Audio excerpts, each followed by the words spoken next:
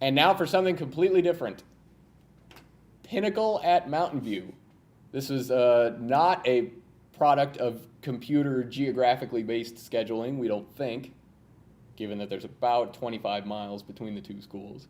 But an interesting matchup nonetheless. Pinnacle, as they did last year, starting off undefeated. Mountain View finding its way after 2 rough weeks to start the season. The Toros have now won 3 in a row, and I don't know if people are any less off the back of Coach Chad DeGrenier. It's tough dealings over, as we all know, over in Toro Nation, but they are playing well. They're playing better offensively, and these two teams don't even have common opponents, so it's very much it feels very much like a kind of a pick 'em, like a toss 'em. Pinnacle running the ball very well with Josh Hoekstra.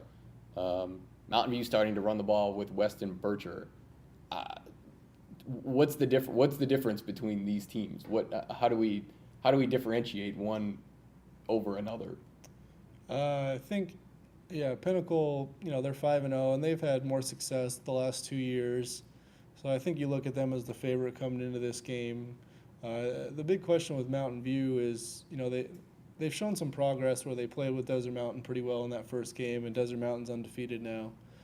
So that's kind of a good gauge. And ever since John Clark took over as the quarterback, the offense has been playing a lot better, and the opponents haven't been great, but just the numbers they're putting up, throwing the ball, makes them a lot more balanced and makes them more dangerous. So it is a tough game to figure out.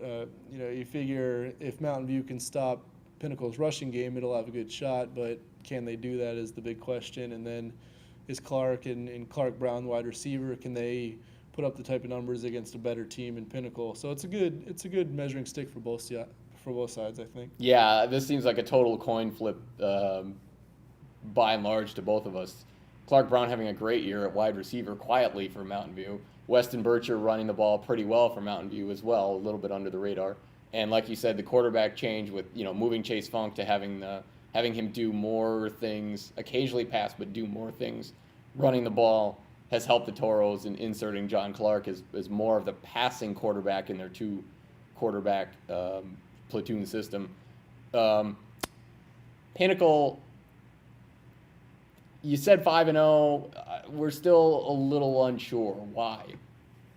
What do we need to see from the Pioneers? Last week was their first big test, and they beat Horizon, but Horizon didn't have their quarterback, so still kind of wondering how good they are. I think Pinnacle is a good team. I don't think they're as good as the big top 8 or 9 teams in Division I. I think they're a little bit of a step down because their defense is a little bit shaky. But this is a good showing for them because Mountain View is a team that's getting better. And if Pinnacle can win this game easily, it shows a lot, to the state, I think, if Pinnacle can make a good showing. But I don't think, they're still at that level as the other team. Just individually, they don't have, the breakout star besides Hoekstra, and defensively, they need to stop people better. So I think we're kind of in wait-and-see mode still with Pinnacle, even though they're 5-0. Yeah, and remember last year Pinnacle went 8-0 to start the season, lost a sucker punch of a game against Desert Mountain, one and they still talk about that got away from them, and then were blown out at Brophy. Again, the schedule certainly favorable for Pinnacle for the first half of the season. Now it's starting to crescendo a little bit, obviously culminating with Desert Mountain and Brophy to end the regular season. Also, a big chance for Mountain View because their schedule is going to get awfully difficult even more so after this game. They've got Red Mountain and Highland to follow, and I believe Mountain Point is also on their schedule as well. So this is a big game for Mountain View if it has aspirations of a playoff spot and getting to 500.